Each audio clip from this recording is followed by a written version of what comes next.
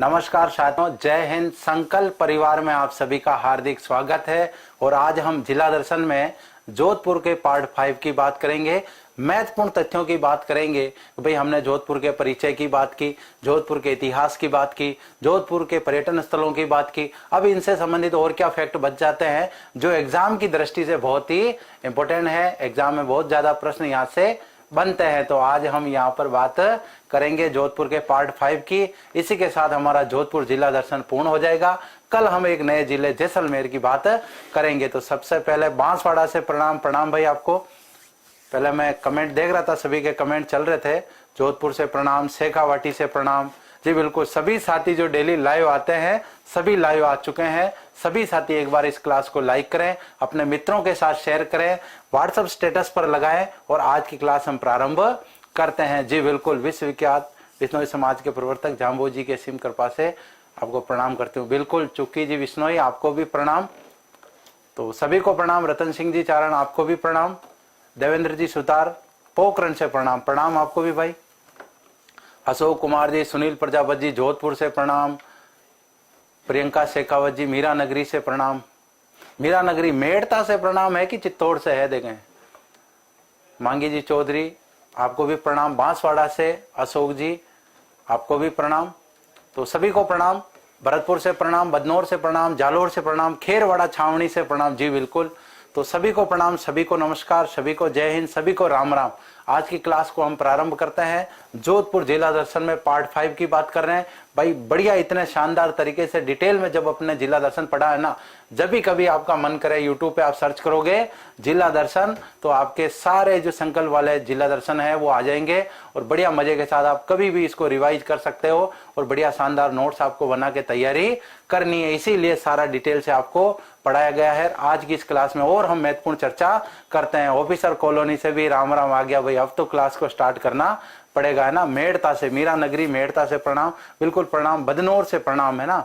बदनौर भिलवाड़ा में है कि चित्तौड़ में है? चित्तौड़ लिख रखा है। बदनौर चित्तौड़ से प्रणाम। तो सभी को प्रणाम, सभी को राम राम। तो आज की क्लास को हम प्रारंभ करते हैं भाई। देखिए आज की जो हमारी क्लास है उसमें सबसे पहले हम बात करते हैं उच्च न्यायालय की। सभी साथियों को कमेंट करना है कि जयपुर में उच्च न्यायालय की स्थापना कब की। यहाँ पर हम बात करते हैं कि जो उच्च न्यायालय है राजस्थान उच्च न्यायालय, राजस्थान उच्च न्यायालय जो है ये कहां पर स्थापित है भाई? ये जोधपुर में स्थापित है। पूरे राजस्थान का है। तो ये फैक्ट बहुत ही ज्यादा इंपॉर्टेंट बन जाता है। किस समिति की सिफारिश पर 1958 में जोधपुर स्थानांतरित किया गया? तो भाई ये किस समिति की सिफारिश पर किया गया? तो यहां पर यदि स्थानांतरण की बात करें तो सत्यनारायण राव समिति जो है,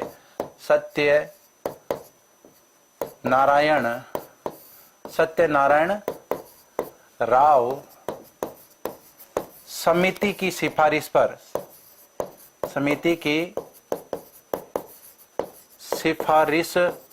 पर ये यहां पर स्थानांतरित किया गया। मुख्य पीठ जो है ना, ये बिल्कुल देखो 1949 आंसर आ रहा है। बहुत ही बढ़िया शानदार आंसर है। तो यहां पर यदि हम इसकी बात करें तो ये क्या है? मुख्य पीठ है, मुख्य पीठ है। और यदि हम इसकी एक ब्रांच की बात करें, इसकी एक खंड पीठ की बात करें तो बाद में जयपुर में स्थापित की गई। तो इंपोर्टेंस के हिसाब से यदि हम बात करें, यहां पर हम बात कर लेते हैं खंड पीठ की, है ना। खंडपीठ कहाँ है? खंडपीठ जयपुर में है। तो भाई यहां पर हम बात कर रहे हैं राजस्थान उच्च न्यायालय के बारे में। 1958 में जोधपुर में स्थानांतरित किया गया। सत्यनारायण राव समिति की सिफारिश पर किया गया। और इसकी स्थापना जो है, स्थापना कब हुई थी? स्थापना 1949 में जयपुर में स्थापना हुई थी भाई इसकी। तो यहां पर ये क्लियर हो गया यहां पर, है ना। जी बिल्कुल, 1971 में खंडपीठ प्रारंभ की गई। जी बिल्कुल क्लियर है। तो यहाँ पर हमने बात की उच्च न्यायालय से संबंधित। एग्जाम में यहाँ से प्रश्न बनता है और बहुत ही इंपॉर्टेंट है। मुख्य पीठ जोधपुर में है, खंडपीठ जयपुर में है। जी बिल्कुल। नेक्स्ट बात करते हैं रूपायन संस्थान की बात करते हैं। रूपायन संस्थान से हमारे एग्जाम में क्या प्रश्न बन सकता है? पहली बात तो यह है कहां पर? यह है बोरुंदा के अंदर। बोरुंदा के अंदर है। बोरुंदा कहाँ है? बोरुंदा है जोधपुर में। भाई इसकी स्थापना कब हुई थी? स्थापना कब हुई थी? तो स्थापना की बात कर लेते हैं। इसकी स्थापना हुई थी 1960 में जोधपुर में हुई। और संस्थापक जो थे, संस्थापक कौन है? संस्थापक हैं कोमल जी कोठारी।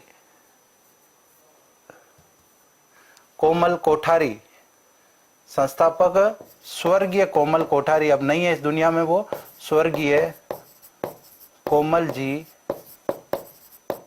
कोठारी। तो भाई ये एक कला संस्थान है जिसने हमारी जो लोक कलाएं है ना बहुत सारी विलुप्त होती जा रही है। इस वजह से लोक कलाओं को पुनः संरक्षण प्रदान करने के लिए, लोक कलाओं को जीवित रखने के लिए ये संस्थान स्थापित किया गया है। बेसिकली रूपायन संस्थान का संबंध है किससे? लोक कलाओं से इसका संबंध है। लोक कलाओं से संबंध या लोक कलाओं के संरक्षण की बात जो है, लोक कलाओं के संरक्षण हेतु स्थापित स्वर्गीय कोमल कोठारी जी बहुत ही प्रसिद्ध व्यक्ति।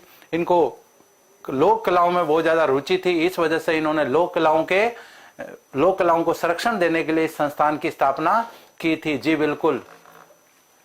तो बिल्कुल हाईकोर्ट की हमने बात कर ली है। अब आपको रूपायन संस्थान में मेरे हिसाब से आ जाना चाहिए। बिल्कुल यहाँ पर बिल्कुल साथ साथ चलना आपको, जहां पर मैं लिख रहा हूं उससे संबंधित आप कमेंट करें तो बहुत मजा आएगा। हाईकोर्ट की हमने बात कर ली, 1949 में स्थापना हुई। और 1971 में जो साथी कमेंट कर रहे हैं ना, 1971 में, 77 में खंडपीठ जयपुर में, तो बिल्कुल वहां पर खंडपीठ स्थापित की गई। मुख्य पीठ जो है वो जोधपुर में है। 1958 के अंदर सत्यनारायण जी राव की सिफारिश पर कि भाई यहाँ पर हाईकोर्ट जो है वो जयपुर से जोधपुर स्थानांतरित किया जाए, और जोधपुर स्थानांतरित कर दिया गया था। जी बिल्कुल। ग्रेनाइट सिटी जालोर से प्रणाम, आपको भी प्रणाम भाई। तो यहाँ पर हम बात कर रहे हैं रूपायन संस्थान की। भोरुंदा जोधपुर में स्थापित है। स्थापना 1960 में हुई। संस्थापक कौन थे इसके? स्वर्गीय कोमल जी कोठारी इसके संस्थापक हैं। लोक कलाओं के संरक्षण के लिए जनरली इसे स्थापित किया गया है। नेक्स्ट बात करते हैं काजरी की, है ना। काजरी जो है बहुत ही प्रसिद्ध संस्थान है। एग्जाम में इनसे संबंधित दो प्रश्न बार बार पूछे गए हैं। काजरी और आफरी से संबंधित दो प्रश्न बार बार पूछे गए हैं, तो उसकी बात हम करते हैं। काजरी बेसिकली इंग्लिश में ये वाला जो काजरी है ना, इसको हिंदी में लिख रखा है काजरी। तो पहले तो इसका पूरा नाम एग्जाम में कई बार पूछा जाता है। पूरा नाम क्या है इसका? Central arid zone research institute. Central arid zone research institute जो है वो इसका पूरा नाम है। स्थापना कब की गई? स्थापना 1959 में स्थापित। और भाई भारत सरकार का उपक्रम है ये, भारत सरकार द्वारा। तो यहां पर हम बात करते हैं काजरी की स्थापना कब हुई? 1959 में काजरी की स्थापना हुई। कहां पर हुई? जोधपुर में हुई। काजरी का पूरा नाम क्या है? Central arid zone research institute. ये एग्जाम में सबसे ज्यादा पूछा गया है, काजरी का पूरा नाम, जो आपको सभी को याद रखना है। काजरी ले लो चाहे आफरी ले लो, दोनों कहां पर है? जोधपुर में है। तो यहां से संबंधित दो प्रश्न, एक तो इसका स्थापना और दूसरा इसका पूरा नाम जो है, ये एग्जाम में बार बार पूछा जाता है और बार बार रिपीट होता है। तो आप सभी साथियों को ध्यान रखना है। जी बिल्कुल। नेक्स्ट बात करते हैं आफरी की। तो आफरी की बात करें तो आफरी जो है AFRI जो है ना, ये इंग्लिश में इसका नाम है शॉर्ट में, जिसको हिंदी में हम लिखते हैं ऐसे आफरी लिखते हैं। अब आफरी का पूरा नाम जो है वो क्या है? Arid forest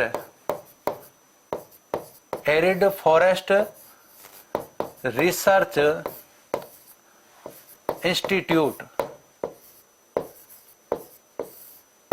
arid forest research institute इसका पूरा नाम है। और स्थापना जो है वो कब की गई? इसकी स्थापना 1985 में स्थापित, 1985 में इसकी स्थापना की गई थी। जी बिल्कुल। आफरी जो है 1985 में स्थापित किया गया। बिल्कुल आंकड़ा जो है करेक्ट है, फिर भी एक बार आप सभी साथी इसको करेक्शन दे सकते हैं, कोई दिक्कत नहीं। 1985 राइट है, और अलग अलग गाइडों में इसका अलग अलग आंकड़ा दे रखा है।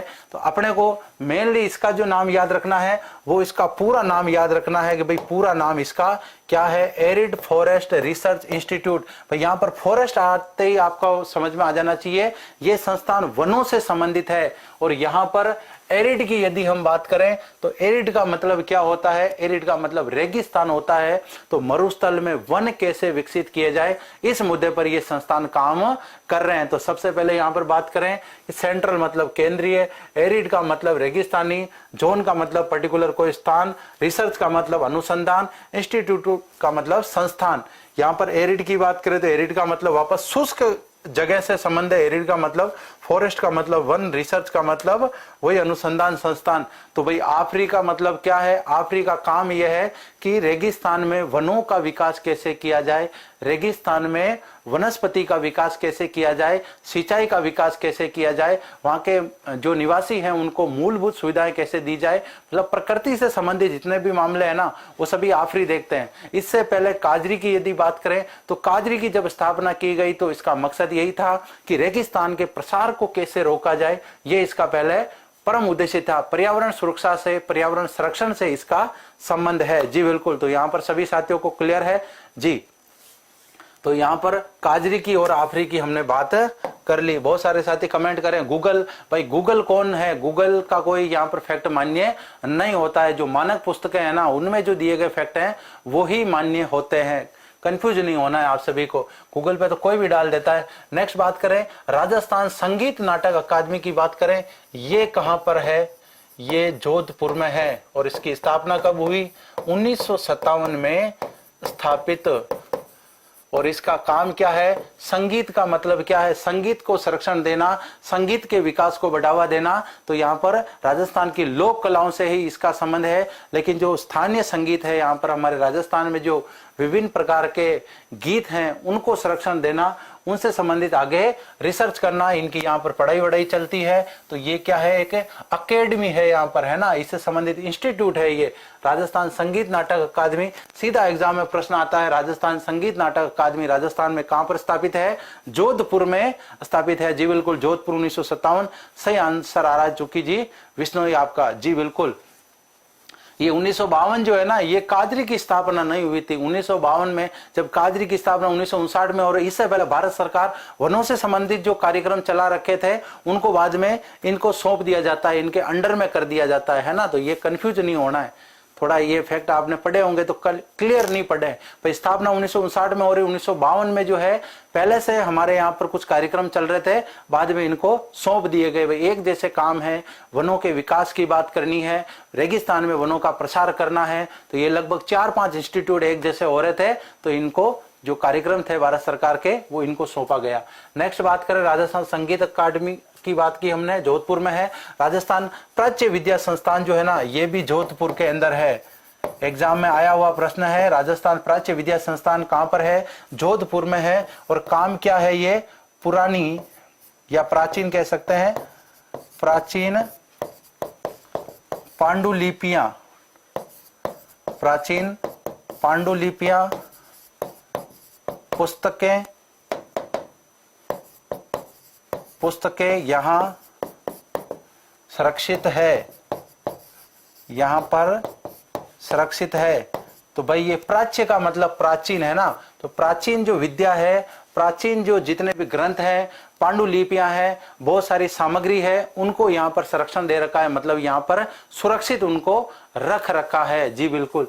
नेक्स्ट बात करते हैं, नेक्स्ट है पाबूजी महाराज और हड़बू जी, इनका संबंध है जोधपुर से। तो यहाँ पर हम संक्षिप्त में इनसे जो एग्जाम से संबंधित मोस्ट इंपोर्टेंट फैक्ट है उनकी बात हम करेंगे। सबसे पहले हम बात करते हैं पाबूजी की, कि पाबूजी का जन्म कहां पर हुआ। तो भाई इनका जन्म हुआ था कोल्लू मंड में, कोल्लू मंड के अंदर इनका जन्म हुआ। इनके पिता का नाम क्या था, पिता का नाम था धांधल जी राठौड़,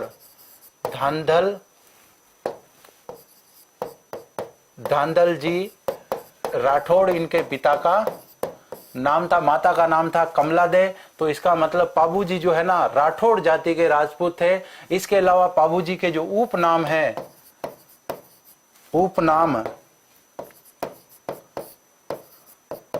उपनाम क्या क्या है पाबूजी के? पाबूजी के प्रसिद्ध उपनाम जो है ना, इन्हें प्लेग रक्षक एवं ऊंटों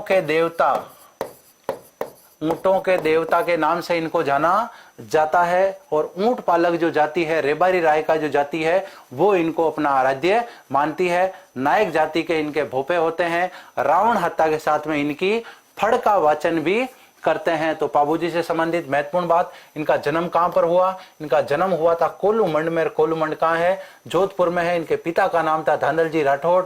इनका उपनाम क्या है? इन्हें प्लेग रक्षक एवं ऊंटों के देवता भी कहा जाता है। भाई इनके पास एक घोड़ी थी, प्रसिद्ध घोड़ी, उसका नाम क्या है? तो यहां पर हम बात कर लेते हैं इनकी प्रसिद्ध घोड़ी। तो इनकी प्रसिद्ध घोड़ी का नाम क्या था? केसर कालमी। और इस केसर कालमी घोड़ी को इन्होंने किससे प्राप्त किया था? देवल बाईसा चारणी से प्राप्त किया था। और इनकी मृत्यु कैसे हुई? तो इनकी मृत्यु हुई थी, जायल के जो शासक थे, इनके बहनोई लगते थे, और उनके साथ इनका युद्ध हुआ और वहां पर ये वीर गति को प्राप्त हुए। भाई यहाँ पर बहनोई है, बहनोई जी को शादी में नहीं लेके गए, नाराज हो गए, पीछे क्या कर लिया उन्होंने? देवल बाईसा चारणी की गायों का हरण कर लिया। और केसर काल में घोड़ी इसी शर्त पर दी गई थी कि जब भी ये घोड़ी हिनहिनाएगी, आपको ये समझ जाना है कि भाई मेरी गायों पर संकट है, मुझ पर कोई संकट है, तुरंत किसी विलंब के आपको वहां पर आ जाना है। तो पाबूजी उस समय विवाह करने गए हुए थे और फेरे बीच में ही रोक करके वहां से ये रवाना हो गए। और बाद में जिंदराव खींची से ये युद्ध करते हुए वीर गति को प्राप्त हुए। तो यहां पर बात करते हैं घोड़ी का नाम क्या है? केसर कालमी घोड़ी का नाम है। जिंदराव खींची से युद्ध करते हुए ये जायल के शासक थे, जायल नागौर में है, और वहां पर ये लड़ते हुए वीर गति को प्राप्त हुए। जी बिल्कुल, जिंदराव खींची इनके विष्णु, इनके बहनोई थे जी। फोटो रामदेव जी का नहीं है ना, इसी प्रकार से सेम फोटो रामदेव जी का और पाबूजी के हैं। भाई मैं भी तो पहचानता हूं कि रामदेव जी के कैसे दिखते हैं और पाबूजी कैसे दिखते हैं, है ना। फोटो को मैंने खुद ही सेलेक्ट किया है, मैं ही यहाँ पर पीपीटी बनाता हूँ, तो गलती कैसे हो सकती है ना। गलती नहीं है, पाबूजी और ये सेम ही दिखते हैं रामदेव जी, इसी प्रकार से। तो इस वजह से अपने को ऐसा लगता है कि भाई ये फोटो कैसे भी हो, लोग देवता तो है ना अपने सामने, फोटो देख के अपन कुछ याद तो कर पा रहे हैं। जी बिल्कुल, वाद्य यंत्र रावण हत्ता है और पाबूजी के पवाड़े गाए जाते हैं। पाबूजी की फड़ भी बहुत प्रसिद्ध है। इस प्रकार से पाबूजी जब हम लोग देवता पढ़ते हैं तो और इनको डिटेल से और बड़ी आनंद के साथ पढ़ते हैं। यहाँ पर जोधपुर जिले का मैटर आया है, जोधपुर से इनका संबंध है, इस वजह से हम इनसे संबंधित संक्षिप्त जानकारी यहाँ पर लिखी गई। प्रत्येक लाइन से एग्जाम में प्रश्न आया हुआ है, इस वजह से मैंने यहाँ पर ये सारी इनसे संक्षिप्त जानकारी आपको दी। नेक्स्ट बात करते हैं हड़बू जी से संबंधित। भाई हड़बू जी से संबंधित हम बात करते हैं, हड़बू जी का जन्म कहां पर हुआ?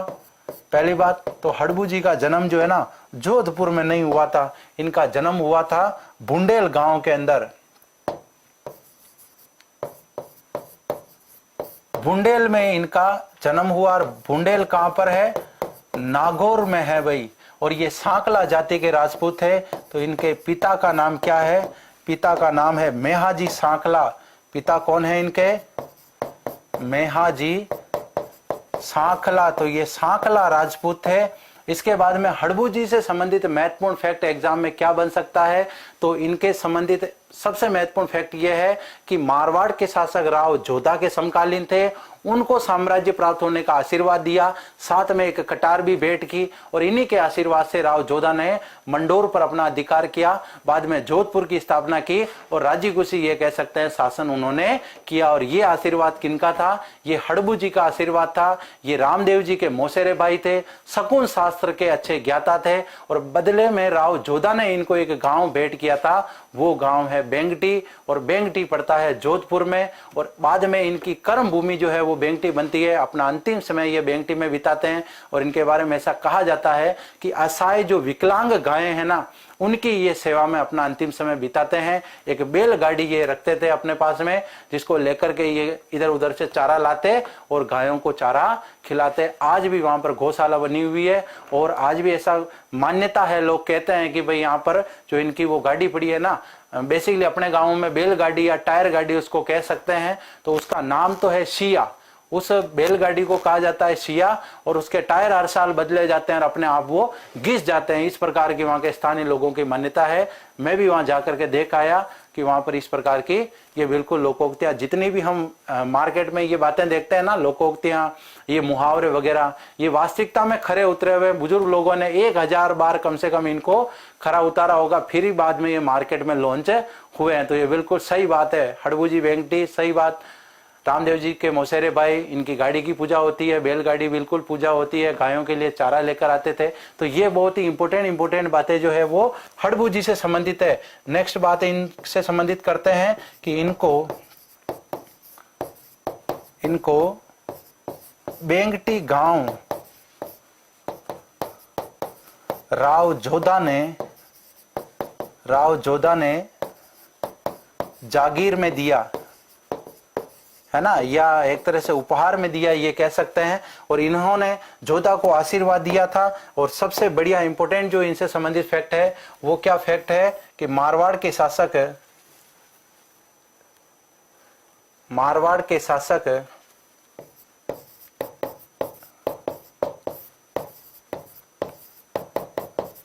राव जोधा के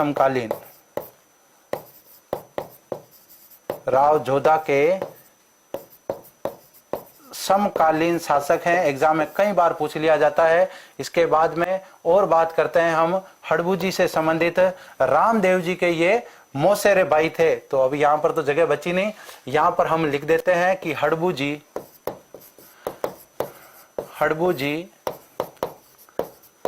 रामदेव जी के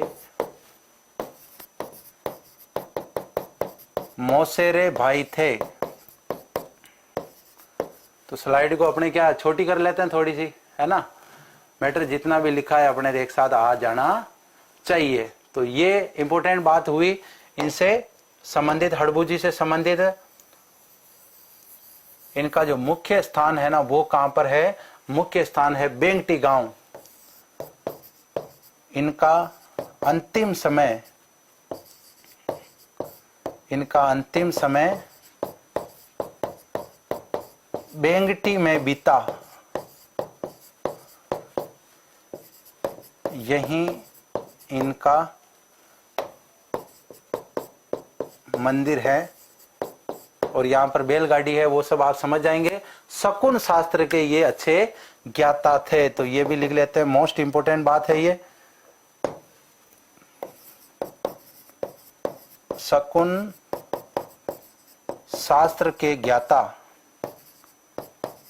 भाई शकुन शास्त्र क्या होता है? तो अपन एक राठौड़ी में इसको एक भाषा में प्रयोग करते हैं कि हूण बंधना, है ना। जैसे आप कहते हो आज मेरी बाईं आंख भड़क रही है, मेरी दाईं आंख भड़क रही है, तो इस प्रकार की कोई अनहोनी हो सकती थी। ये है क्या?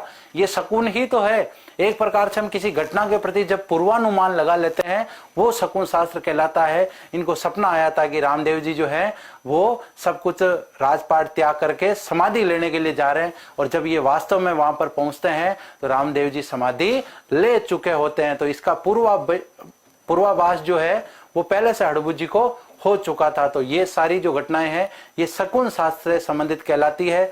नेक्स्ट यहाँ पर हम बात करते हैं, बाद में एक बार रिवीजन भी करेंगे, एक बार हम क्लास पूरी हो जाए फिर रिवीजन भी करेंगे। जांबा स्थल की बात करते हैं। जांबा जनरली कहां पर है? फलोदी के अंदर है।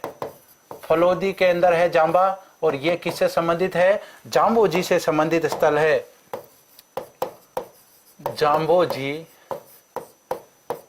से संबंधित स्थल, जाम्बो जी से संबंधित स्थल है। और जांबा नामक स्थल जो है ना, इसकी मान्यता विष्णोई समुदाय जो है उनमें पुष्कर के समान है। जैसे हिंदू समुदाय जो है पुष्कर की जो उनके जीवन में मान्यता है, ऐसी ही मान्यता विष्णोई समुदाय जो है उनके लिए जांबा की है। रामड़ावास की बात करें, ये पीपाड़ के अंदर पड़ता है। पीपाड़, और पीपाड़ कहां पर है? जोधपुर में। भाई हमने मल्लू खा और गुड़ेल खा की बात की थी, यहीं से उन्होंने 140 कुंवारी कन्याओं का क्या कर लिया? अपहरण कर लिया। तो ये पीपाड़ नामक जगह जो है ये कहां पर है? जोधपुर में है। और इस स्थल का संबंध भी है जो किससे है? इसका भी संबंध जाम्बू जी से है। भाई जाम्बू जी का जो प्रमुख स्थल है वो स्थल जो कहलाता है मुकाम तालेवा नोखा बीकानेर। लेकिन उनसे संबंधित बहुत सारे स्थल जो राजस्थान में हो रहे हैं उसमें जोधपुर में स्थित ये दो प्रमुख स्थल हैं, जिसमें एक स्थल का नाम है जाम्बा और दूसरा है रामड़ावास। नेक्स्ट बात करते हैं घोरा व कर्मा की। भाई घोरा कर्मा कौन थे? तो 1604 ईस्वी में, है ना, विक्रम संवत जब आएगा तो इसमें 57 ऐड हो जाएगा। तो घोरा व कर्मा ने 1604 ईस्वी में सर्वप्रथम खेजड़ी वृक्षों को बचाने के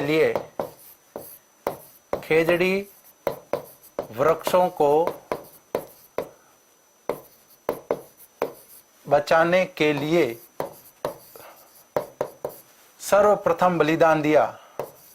तो खेजड़ी वृक्षों को बचाने के लिए बलिदान दिया, तो इसे रामासड़ी बलिदान भी कहा जाता है। रामासड़ी जो यहाँ पर जगह थी जहां पर यह बलिदान हुआ, रामासड़ी जगह है। तो रामासड़ी जगह है जहां पर 1604 में घोरा व कर्मा ने सबसे पहले खेजड़ी वृक्षों को बचाने के लिए अपना बलिदान दिया। भाई 1730 की जो खेजड़ी की घटना है वो तो हम सभी साथी जानते हैं, उनसे पहले ये घटना हो चुकी। देखो ये 1604 की बात है और वहां पर 1730 की बात हो रही है, तो लगभग 126 साल पहले की ये बात है। जी बिल्कुल, मुकाम तालेवा नोखा बीकानेर के अंदर पड़ता है। 1604 में ये घटना हुई। मनीषा जी विश्नोई का आंसर आ रहा है, बिल्कुल सही आंसर है। छोटे अक्षर करें क्या? छोटे ही कर देंगे, कोई दिक्कत नहीं, पर ज्यादा छोटे फिर दिखते नहीं है, इसी वजह से स्लाइड को बड़ा किया गया है। तो यहाँ पर कोई दिक्कत नहीं, लिखा हुआ कंप्लीट आप सभी को दिखना चाहिए, ये ज्यादा जरूरी है ना।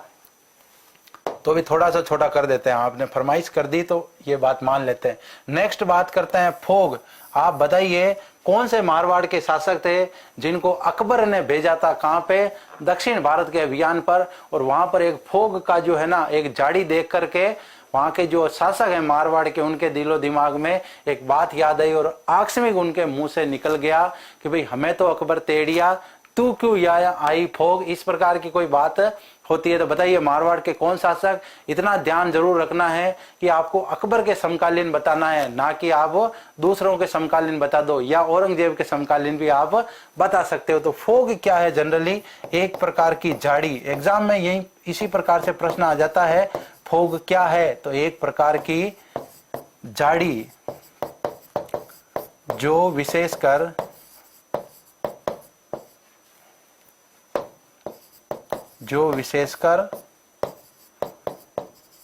जोधपुर में पाई जाती है। जोधपुर में पाई जाती है। भाई जोधपुर में पाई जाती है तो इसलिए इंपॉर्टेंट हो गई।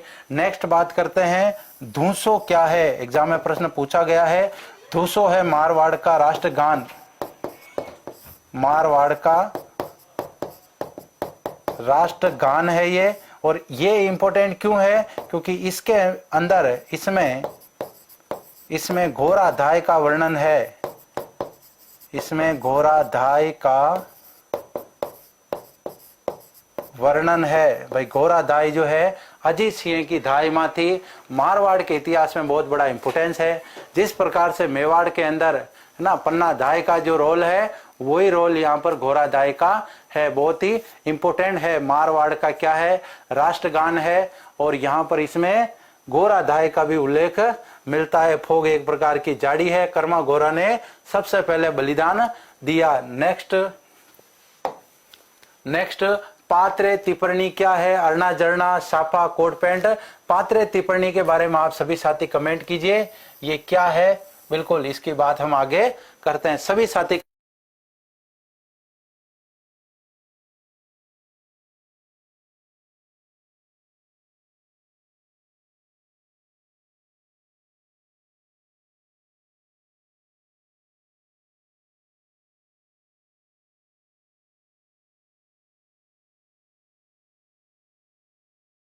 का कमेंट आ रहा है बीकानेर के राय सिंह जी थे। बिल्कुल सही बात है, लेकिन एक बार चेक भी करना पड़ता है कि देखिए आप सभी को इसकी जानकारी भी है या नहीं है ना।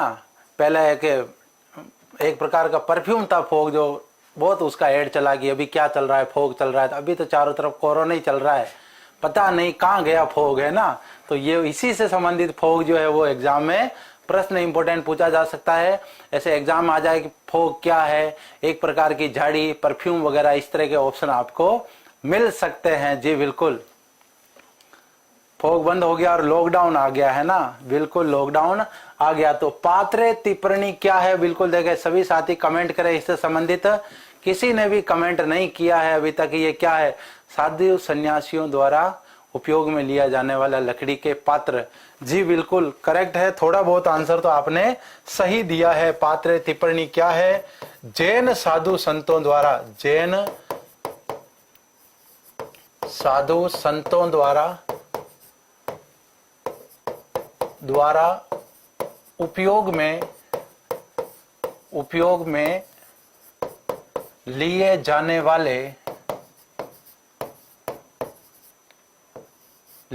वाले लकड़ी के पात्र है जो क्या कहलाते हैं, पात्र टिप्पणी कहलाते हैं। और कहाँ के प्रसिद्ध हैं भाई, ये कहाँ पर बनते हैं, तो ये पिपाड़ में बनते हैं। और अभी हमने बात की थी पिपाड़ कहाँ पर है, जोधपुर में है। इतिहास प्रसिद्ध जगह है पिपाड़, तो यहाँ पर ये बनाए जाते हैं। जैन साधु संतों द्वारा उपयोग में लिए जाने वाले लकड़ी के जो पात्र हैं वो पात्र टिप्पणी कहलाते हैं। नेक्स्ट बात करते हैं, अरना झरना क्या है, एग्जाम में प्रश्न पूछा गया है। तो अरना झरना जोधपुर में स्थित प्रसिद्ध जलप्रपात, जोधपुर में स्थित प्रसिद्ध जलप्रपात है। ये जलप्रपात का मतलब झरना, इंग्लिश में बोले तो वाटरफॉल है ये, है ना। इसे हम अरना झरना तो पहले लिखा हुआ है, जलप्रपात लिख देते हैं, सही रहेगा। क्या है ये, एक प्रकार से जलप्रपात है ये। नेक्स्ट साफे की बात करें तो भाई जोधपुरी साफा को कौन नहीं जानता। मारवाड़ की आन बान शान माना जाता है साफा। जिस प्रकार से मेवाड़ की आन बान शान पगड़ी मानी जाती है, उसी प्रकार से मारवाड़ की शान जो है वो जोधपुरी साफा माना जाता है। सबसे ज्यादा ये साफा चर्चा में कब रहा, जब प्रधानमंत्री मोदी जी ने जोधपुरी कोट पैंट और साफे के साथ में जब 15 अगस्त को उन्होंने लाल किले पर ध्वजारोहण किया। कई बार जो है वो इस प्रकार के वस्त्र पहन करके आए दिन चर्चा में रहते हैं। उनका एक जो कोट है वो नीलामी में कई करोड़ों में बिका। तो वो भी कहता है कि जोधपुरी कोट पैंट ही था, लेकिन बनाया कहाँ था, गुजरात में बनाया था। तो ये जो प्रसिद्ध है साफा कहाँ का प्रसिद्ध है, साफा है भाई मारवाड़ की आन बान शान, मारवाड़ की आन बान शान। क्या है भाई, मारवाड़ की आन बान शान संकल्प क्लासेस बाड़मेर भी है और ये साफा भी है। तो ये दोनों फैक्ट आपको याद रखने हैं। पश्चिमी राजस्थान में एक तरीके से धमाका है ये। मारवाड़ की आन बान शान है जोधपुरी साफा, और कोट पैंट ने तो और ज्यादा धमाल कर दी भाई। कोट पैंट जो है ना, जोधपुर का कोट पैंट तो राष्ट्रीय पोशाक में शामिल हो गया। अब ये तो और इंपॉर्टेंट फैक्ट हो गया कि भाई ये किससे संबंधित है। तो जोधपुरी जो ये पोशाक है ना, यह पोशाक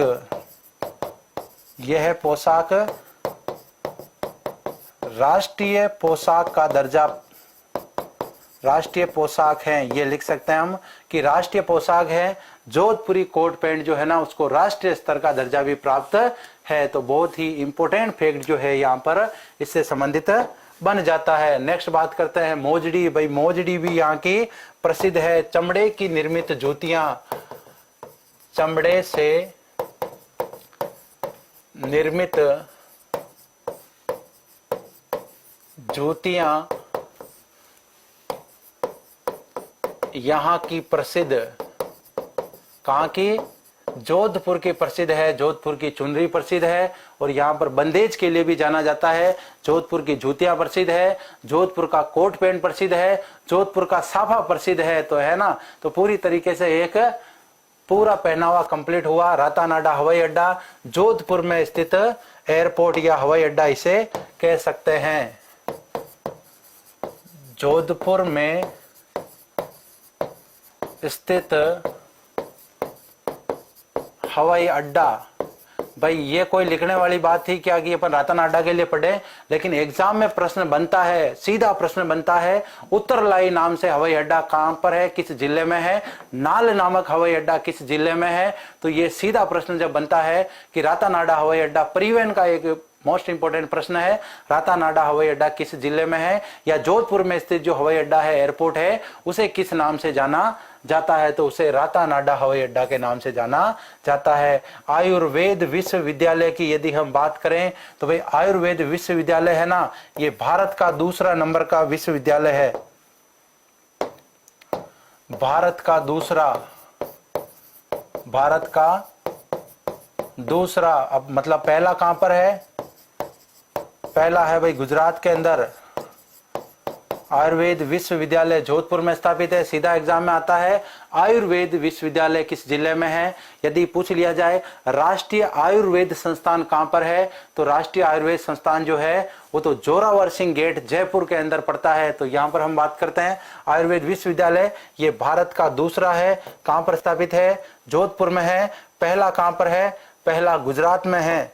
नेक्स्ट, सरदार पटेल पुलिस एवं नागरिक सुरक्षा यूनिवर्सिटी जो है ना, बिल्कुल प्रसिद्ध है। यहाँ पर पुलिस से संबंधित कोर्स किए जाते हैं। एक तरीके से विश्वविद्यालय है जिसमें क्राइम को लेकर जितने भी रिसर्च होते हैं वो सभी इनसे संबंधित हैं। ये भी कहां पर है, जोधपुर में है। हाल ही में कोर्स करने के लिए आवेदन मांगे गए थे इससे, इसलिए ये भी चर्चा में है। राजस्थान विधि विश्वविद्यालय की बात करें, ये भी जोधपुर में है ना। लॉ यूनिवर्सिटी की बात करें, ये भी है। जय नारायण विश्वविद्यालय की भी बात करेंगे, उसकी बात करेंगे जय नारायण जी के साथ में है ना। जय नारायण जी एक प्रमुख व्यक्तित्व हैं जोधपुर के, उनकी बात करेंगे। मुख्यमंत्री अशोक गहलोत जी की बात करेंगे तो वहां पर हम लिखेंगे जय नारायण विश्वविद्यालय के बारे में। तो राजस्थान विधि विश्वविद्यालय भी जोधपुर में है। फुटबॉल अकेडमी की बात करें, राजस्थान की प्रथम फुटबॉल अकेडमी, ये भी कहां पर है, ये भी जोधपुर के अंदर है। एडवोकेट अकेडमी की बात करें, देश की प्रथम एडवोकेट अकेडमी जो है वो भी कहां पर है, ये भी जोधपुर के अंदर है। तो ये हुए ना इंपोर्टेंट फैक्ट। नेक्स्ट, इसबगोल शोध संस्थान जो है ये कहां पर है, ये मंडोर जोधपुर में है। मंडोर जोधपुर में है। जस्टिस दलवीर भंडारी जी के बारे में बात कर लेते हैं। भाई दलवीर जी भंडारी जो हैं एक प्रमुख व्यक्तित्व हैं हमारे राजस्थान के संदर्भ में, कह सकते हैं 2003 से लेकर के 12 तक, 2005 से लेकर 12 तक ये सुप्रीम कोर्ट के न्यायाधीश रहे। ये भी ज्यादा इंपॉर्टेंट नहीं कह सकते हैं, लेकिन 2012 व 2017 ये बहुत ही ज्यादा इंपॉर्टेंट फैक्ट है। 2 बार है ना, 2 बार अंतर्राष्ट्रीय न्यायालय अंतर्राष्ट्रीय न्यायालय में 2 बार अंतर्राष्ट्रीय न्यायालय में न्यायाधीश चुने गए। भाई न्यायाधीश चुने गए, तो ये इंपॉर्टेंट फैक्ट इनसे संबंधित मोस्ट इंपोर्टेंट बनता है। राजस्थान के 2 व्यक्तित्व जिनको अंतर्राष्ट्रीय न्यायालय में वहां पर न्यायाधीश का मौका मिला, एक डूंगरपुर के राज परिवार से संबंधित है, वो आप सभी साथी कमेंट करके बताएंगे। यहाँ पर दलवीर भंडारी जी जो हैं, जस्टिस दलवीर भंडारी जी जो हैं वो है जोधपुर के निवासी। 2012 और 17 जो है ना भाई, भारत के सुप्रीम कोर्ट में भी यहाँ पर न्यायाधीश रहे, लेकिन जब विश्व के सबसे बड़े न्यायालय में न्यायाधीश रह गए तो उसके बाद में भारत का न्यायालय उनके सामने बिल्कुल, हाँ जी, 9 साल का कार्यकाल रहा। बिल्कुल 2007 में दोबारा यहाँ पर ये नियुक्त होते हैं। कैलाश जी सांखला की यहाँ पर हम बात करते हैं। कैलाश जी सांखला की बात करें, इन्हें टाइगर मैन कहा जाता है। टाइगर मैन इनको कहा जाता है। बाघ बचाओ बाघ संरक्षण परियोजना की यदि हम बात करें तो 1973 में इनको बाघ संरक्षण जो कार्यक्रम था उनका इनको प्रमुख बनाया गया। तो 1973 में बाघ संरक्षण परियोजना प्रमुख बने।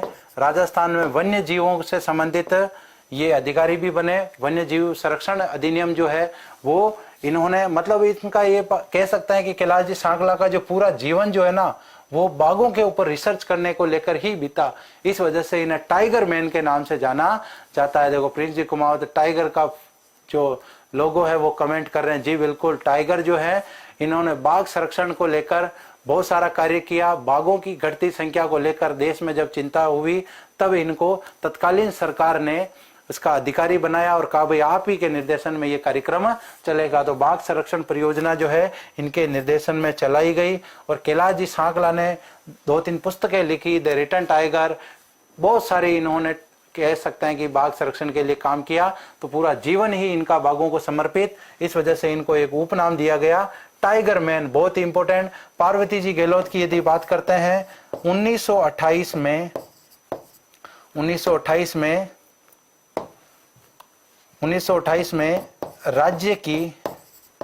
राज्य की प्रथम महिला डॉक्टर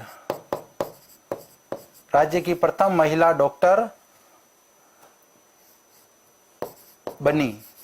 तो राज्य की प्रथम महिला डॉक्टर बनने का जो सौभाग्य है वो पार्वती जी गहलोत को दिया जाता है। बिल्कुल। नगेंद्र सिंह जी जो हैं वो कहाँ के हैं? डूंगरपुर राज परिवार से संबंधित है। दलवीर जी भंडारी जो हैं वो जोधपुर से संबंधित है। बिल्कुल 1928 में डॉक्टर बन गई। जी बिल्कुल। कैलाश सांकला को क्या आ रहा है कमेंट? नेक्स्ट, नारायण सिंह जी माणकलाव और जय नारायण जी व्यास और अशोक जी गहलोत की बात आज कर लेते हैं। नारायण सिंह जी माणकलाव की बात करें तो भाई प्रथम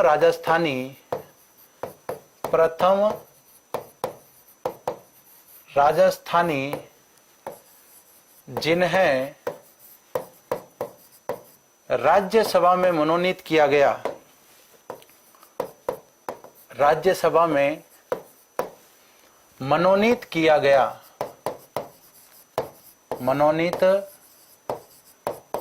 गया। तो यहां पर आपको ध्यान रखना है कि राजस्थान के प्रथम व्यक्तित्व हैं जिनको मनोनीत किया गया। इनका कार्यकाल 2003 से लेकर 2009 तक का रहा। इनका संबंध समाज सेवा से है। इनको भारत सरकार ने पद्म श्री और पद्म भूषण पुरस्कार भी प्रदान किया था। इनका संबंध किससे है? एग्जाम में सीधा प्रश्न बन जाता है। नारायण सिंह जी माणकलाव जो है इनका संबंध किस क्षेत्र से है? समाज सेवा से इनका संबंध है। समाज सेवा से इनका संबंध है। राजस्थान के प्रथम व्यक्तित्व जिन्हें राज्यसभा में मनोनीत होकर जाने का सौभाग्य मिला। 250 सीटों में 12 सदस्य जो राष्ट्रपति के द्वारा कला, साहित्य, विज्ञान और विभिन्न क्षेत्रों से जो चुने जाते हैं उनमें समाज सेवा के क्षेत्र से इनको चुना गया। तो भाई राजस्थान के प्रथम व्यक्तित्व हैं। 2003 से लेकर 2009 तक इनका कार्यकाल रहता है।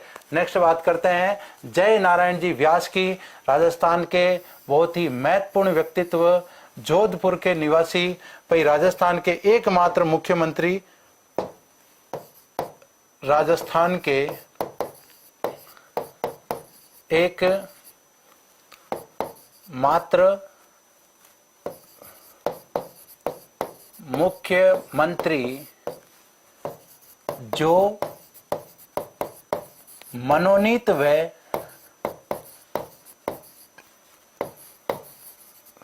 निर्वाचित दोनों रहे। तो भाई इनका जो कार्यकाल था, इनका कार्यकाल 1951 से लेकर 54 लिख देते हैं, ये सबसे सही है। 52 से लेकर 54 तक तो निर्वाचित रहे, इससे पहले मनोनीत भी रहे। दोबारा ये चुनाव हार गए थे, तब टीकाराम जी पालीवाल जो है ना वो राजस्थान के प्रथम निर्वाचित मुख्यमंत्री बन जाते हैं। बाद में पुनः ये उपचुनाव में जीत कर आते हैं और पुनः इनको मुख्यमंत्री बनाया जाता है। नेक्स्ट, मुख्यमंत्री अशोक जी गहलोत की यहाँ पर हम बात करते हैं। तीसरा कार्यकाल गहलोत जी का पूरा तो क्या कह सकते हैं, अभी तो समय बाकी है, लेकिन 3 साल हो चुके हैं। सबसे पहले 1998 से लेकर 2003 तक मुख्यमंत्री रहे। दोबारा यदि हम बात करें 2008 से लेकर 2013 तक मुख्यमंत्री रहे और अभी हाल ही में तीसरा इनका कार्यकाल चल रहा है 2008 से 18 से वर्तमान। तो यहां पर तीसरा कार्यकाल पूरा करते ही ये बराबरी करेंगे मोहनलाल जी सुखाड़िया की, भैरव सिंह जी शेखावत की। तो यहां पर हम बात करते हैं प्रमुख व्यक्तित्व। वर्तमान में कहां से ये विधायक हैं? तो सरदारपुरा से विधायक हैं। सरदारपुरा से विधायक, तो भाई ये सरदारपुरा से भी विधायक है, सरदारपुरा जोधपुर में पड़ता है। तो ये महत्वपूर्ण जानकारी थी, किससे संबंधित, जोधपुर से संबंधित। इससे जोधपुर से संबंधित एक दो फैक्ट और हैं। 1940 में यहाँ पर सबसे पहले रेडियो का प्रसारण किया गया, एडवोकेट अकेडमी यहाँ पर स्थापित है, और भी बहुत सारे इससे संबंधित जो बेसिक छोटे छोटे फैक्ट होते हैं। लेकिन यहाँ पर महत्वपूर्ण फैक्ट की यदि हम पर बात करें कि सबसे ज्यादा जो इंपॉर्टेंट फैक्ट थे उनको हमने पार्ट 5 में कवर किया। जी बिल्कुल, सरदारपुरा जोधपुर से ये वर्तमान में विधायक हैं। तो हम एक बार रिपीट कर लेते हैं, देखें एक बार रिपीट कर लेते हैं कि आज हमने क्या पढ़ा। आज हमने उच्च न्यायालय के बारे में पढ़ा। जोधपुर में इसकी मुख्य पीठ है। 1958 में जोधपुर में स्थानांतरित किया गया सत्यनारायण राव समिति की सिफारिश पर। खंडपीठ इसकी एक जयपुर में है। रूपायन संस्थान की बात करें, बोरुंदा जोधपुर में स्थापित है। 1960 में स्थापना हुई। संस्थापक थे इसके स्वर्गीय कोमल जी कोठारी। लोक कलाओं को संरक्षण देने के लिए संस्थान स्थापित किया गया है। नेक्स्ट काजरी की बात करें तो काजरी का पूरा नाम है central arid zone research institute. 1959 में स्थापित किया गया, भारत सरकार का ये उपक्रम है। आफरी की बात करें, एरिड फॉरेस्ट रिसर्च इंस्टीट्यूट 1985 में स्थापित किया गया। नेक्स्ट राजस्थान संगीत नाटक अकादमी जोधपुर में स्थापित है। 1957 में स्थापित हुई थी। राजस्थान प्राच्य विद्या प्रतिष्ठान जो है जोधपुर में है। प्राचीन पांडुलिपियां और पुस्तकें जो है उनको संरक्षण के लिए ये बनाया गया है। नेक्स्ट पाबूजी महाराज की बात करें, जन्म इनका कोलूमंड में हुआ। पिताजी इनके धांधल जी राठौड़ थे। इनके उपनाम है प्लेग रक्षक देवता, या इनको ऊंटों के देवता भी कहते हैं। इनकी घोड़ी का नाम था केसर कालमी। और जिंदराव खींची जो जायल के शासक हैं उनसे युद्ध करते हुए ये वीर गति को प्राप्त हुए थे। जी बिल्कुल। हाँ, बादला की बात नहीं की, उसकी बात भी अभी कर लेते हैं। जिंक से बना पात्र है।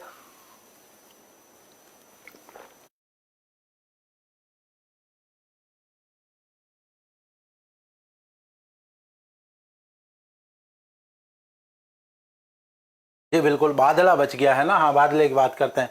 हड़बू जी की बात करें, इनका जन्म भुंडेल नागौर में हुआ। पिता का नाम था मेहाजी सांगला।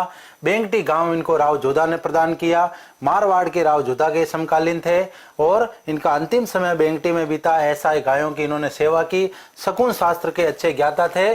और बाबा रामदेव जो है ना लोक देवता, उनके ये क्या है, मोसेरे भाई हैं। मारवाड़ में प्रसिद्ध पंच पीरों में दोनों शामिल हैं।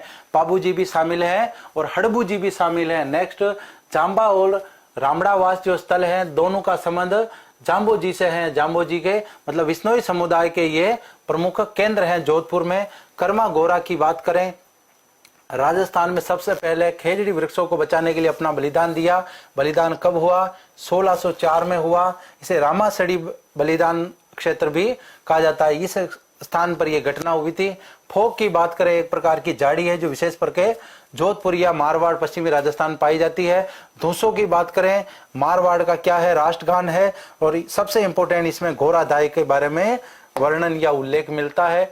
नेक्स्ट बात, पात्र टिप्पणी क्या है? जैन साधु संतों के द्वारा उपयोग में लिए जाने वाले लकड़ी के जो पात्र है, पीपाड़ जोधपुर के ये प्रसिद्ध है। अरना झरना एक प्रकार का जलप्रपात है और वाटरफॉल कहते हैं। ये जोधपुर में स्थित है। एग्जाम में प्रश्न पूछा गया है। साफे की बात करें, मारवाड़ की आन बान शान है साफा और मारवाड़ का प्रसिद्ध है। कोट पैंट की बात करें, इसे राष्ट्रीय पोशाक का दर्जा प्राप्त है। नेक्स्ट मोजड़ी की बात करें, चमड़े से निर्मित जूतियां जोधपुर की प्रसिद्ध है। रातानाडा हवाई अड्डा जोधपुर में है। आयुर्वेद विश्वविद्यालय भारत का दूसरा है और पहला गुजरात में स्थापित है, दूसरा जोधपुर में है। नेक्स्ट सरदार पटेल पुलिस एवं नागरिक सुरक्षा यूनिवर्सिटी जोधपुर में है। राजस्थान विधि विश्वविद्यालय जोधपुर में है और यहाँ पर जय नारायण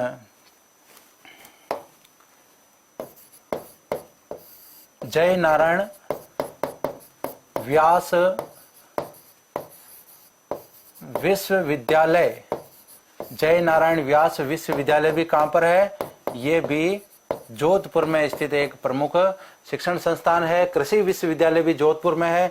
फुटबॉल अकेडमी भी है। एडवोकेट अकेडमी भी है।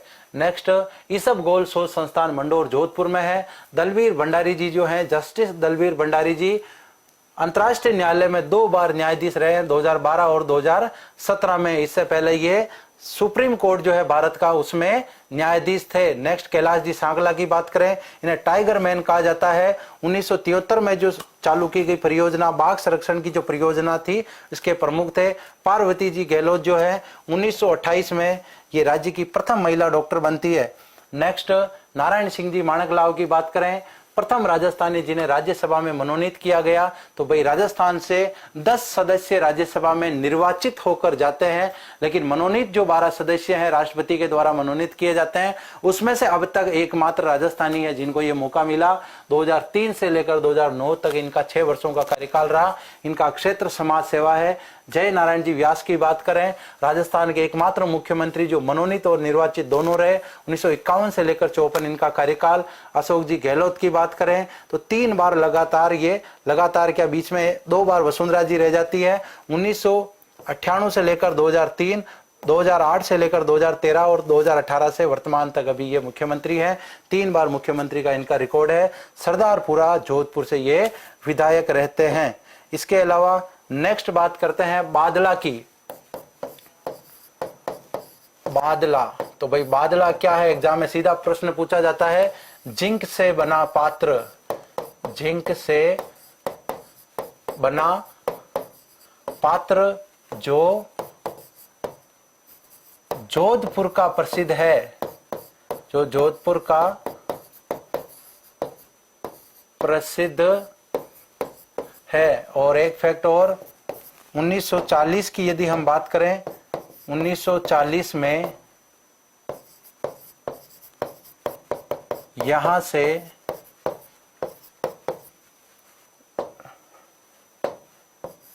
से रेडियो का प्रसारण हुआ। तो अभी यहां पर ये फैक्ट कहते हैं कि जोधपुर जिले से, तो भाई उस समय तो जिला ही नहीं बना था। 1940 में तो जोधपुर जिला भी नहीं बना था। तो आपने बढ़िया शानदार मजे के साथ में नोट्स बना लिए होंगे। और मेरे हिसाब से और भी बहुत सारी आपको लगता है ये फैक्ट भी होना चाहिए, ये भी होना चाहिए, बट वो एग्जाम की दृष्टि से इंपॉर्टेंट नहीं है, इस वजह से वो उनको शामिल नहीं किया गया है। बाकी तो और भी हम बहुत सारे फैक्ट ले सकते हैं। तो यहाँ पर हमने जोधपुर जिला दर्शन के 5 पार्टों के तहत जोधपुर जिला दर्शन को आज कंप्लीट करते हैं। आज महत्वपूर्ण तथ्यों में आपको बहुत सारी जानकारी मिली। कल हम एक नए जिला दर्शन जैसलमेर के साथ वापस मिलेंगे। सभी साथी इस वीडियो को लाइक करें, अपने मित्रों के साथ इसको शेयर करें, टेलीग्राम चैनल को ज्वाइन करें ताकि आप सभी साथियों को वहां पर PDF मिलती रहे। आज के लिए अनुमति दीजिए। जय हिंद, जय भारत।